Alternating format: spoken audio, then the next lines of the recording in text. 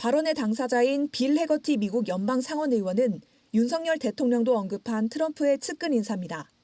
해거티 상원의원이 공화당 5명, 민주당 2명에서 부부 동반으로 이끌고 한국에 왔기 때문에 저와 제 아내가 상춘제에서 저녁을 모신 적이 있습니다.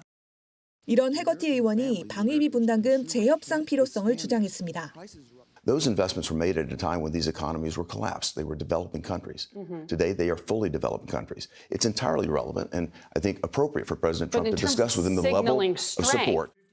트럼프가 과거 주한미군을 줄이겠다고 말한 건 사업가가 협상하는 방식이라며 협상 카드로도 사용될 수 있다고 했습니다. 아울러 일본이 GDP 대비 국방비 지출을 1%에서 2%대로 늘린 것처럼 한국도 이 방향으로 가야 한다고 했습니다. 한국은 이미 2.5%대인데 여기서 더 늘릴 것을 요구한 셈입니다. 해거티 의원은 차기 트럼프 행정부에서 국무장관 등 정부 요직의 후보군으로 거론되고 있습니다. 실제로 트럼프는 대선을 앞두고 북대서양조약기구 국가를 상대로도 국방비 2%는 세기의 도둑질이라며 3%대 인상을 요구해왔습니다. 하지만 우리 정부는 방위비 분담금 협상은 끝났다는 입장을 반복하고 있습니다.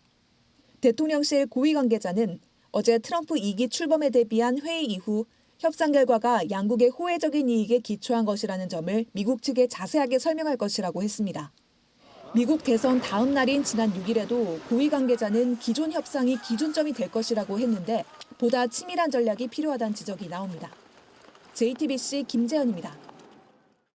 트럼프의 가장 큰 불만 중 하나가 우리나라가 주한미군 방위비를 너무 적게 내고 있다. 10배는 더 내야 한다는 겁니다. 한국은 머니머신, 돈 버는 기계란 말까지 했었는데 곧바로 청구서가 날아올 거란 예상이 나옵니다. 김민광 기자입니다. 트럼프는 대통령 재임 중에 한국이 너무 적은 방위비를 낸다고 여러 차례 압박했습니다.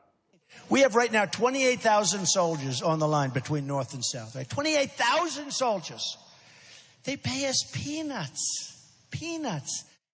이 같은 입장은 지금도 변하지 않았습니다. 지난달 인터뷰에서도 한국의 방위비 분담금을 높여야 한다고 강조한 겁니다. If I were there now, they'd be paying us $10 billion a year. And you know what? They'd be happy to do it. It's a money machine, South Korea. You're going to mention Taiwan. You wanted to mention Taiwan. 한미는 지난 4일 제12차 한미 방위비 분담금 협정에 서명했습니다. 2026년부터 한국이 낼 주한미군 방위비 분담금 액수에 합의한 겁니다. 2026년 분담금을 1조 5,192억 원으로 정하고 향후 5년간 소비자 물가 지수만큼만 올리기로 했습니다. 그런데 트럼프가 이 약속을 지킬지는 미지수입니다. 전문가들은 트럼프가 협정을 깨고 분담금을 올리거나 분담금과 별도로 추가 비용을 요구할 수도 있다고 내다봤습니다. 방위 분담금이라는 바스켓에 담는 이외에 이런저런 비용 분담을 요구할 수 있습니다. 미국의 전략자산 이동 비용, 그다음에 연합훈련, 전개 비용. 두 나라가 바라는 한미 동맹의 형태가 달라질 수도 있다고 평가했습니다.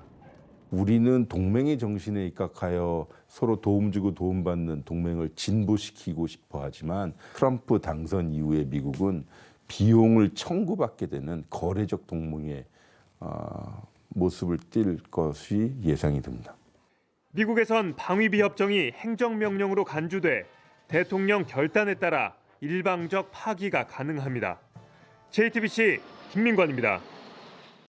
자, 그러면 하나씩 따져보죠. 윤석열 정부가 과연 준비가 돼 있는가? 민정우 교수님, 지금 방위비 분담금 문제를 이번 선거에서도 트럼프 후보가 제기를 했고 주한미군 철수 얘기까지 줄곧 해왔단 말이에요. 그래서 기존의 방위비 협상을 뒤집을 가능성도 또다시 거론되고 있는데 윤석열 정부 여기에 준비가 좀 돼 있다고 보세요? 어떻습니까? 이 방위 분담금 협상의 주체인 외교부와 국방부가 준비를 하고 있습니다. 일단 바이든 행정부 말기에 요청이 들어왔기 때문에 2025년에 끝나는 현행 그 방위 분담금 협상을 다시 협상하자는 그런 요청을 바이든 행정부에서 해왔어요. 그렇기 때문에 우리 정부 입장에서는 응해서 조속하게 협상을 끝냈고요. 이제 트럼프 2기 행정부가 들어올 거고 그리고 재선 캠페인 동안에 트럼프 대통령이 방위분담금 증액에 대해서 노골적으로 얘기를 여러 번 하셨기 때문에 이 부분을 고려해 봤을 때 트럼프 2기 행정부 출범과 더불어서 방위분담금 재협상 가능성이 크지 않을까 좀 생각을 하고 있습니다. 재협상을 해야 예, 되는 그렇습니다. 상황이에요. 그래서 그런 부분에 대해서 우리 그 외교와 국방부 어떤 주체에서 그렇다면 우리의 재협상의 원칙은 무엇이고 그리고 어떠한 조건을 가지고서 어떻게 협상을 나설 것이냐 이 부분에 대해서도 준비를 하고 있기 때문에 예. 보시고 있습니다. 예, 그 방위비 분담금 관련해서 기존에 이제 8년 전에 당선됐을 때도 굉장히 강하게 얘기를 했었는데 제가 정확히 기억이 안 나서 그런데 당시에도 당선된 뒤에 후보 때 했던 말대로 진짜 했습니까? 아니면 조금 누그러졌나요? 아무래도 그 똑같은 데서 5억 달러를 그 지불하게 하겠다 이렇게 얘기했는데 그 당시로서는 굉장히 5배가 넘는 금액이기 때문에 우리가 받아들일 수가 없었죠. 그렇기 예. 때문에 그런 부분에서 트럼프 행정부 말기에 시행됐던 그 협상에서는 결과를 내지 못했고요. 결국은 그 넘어갔군요. 차기 행정부로 넘어갔습니다. 근데 이번에도 제도적으로 고려해 보실 거는 바이든 행정부에서 이제 말기에 이제 최근에 방위분담 협상금이 협상이 타결이 됐잖아요. 그게 5년짜리입니다. 네. 그리고 5년짜리이기 때문에 우리 입장에서는 5년 동안에 협상에 임하지 않아도 우리 근로자의 임금을 지불한다든가 여타 비용을 지불할 그런 근거는 마련해 왔거든요. 물론 그렇게 우리가 트럼프 행정부에서 재협상을 요구했을 때 그러한 원칙을 내세우면서 굉장히 고자세로 나갔을 때 다른 부분에서의 타격이 있기 때문에 좀 우리가 좀 그 절충을 할 필요는 있겠습니다만 제도적으로 봤을 때는 굳이 우리가 예. 4년밖에 그 4년 지속되지 않는 트럼프 행정부에서 이미 5년 협상 결과를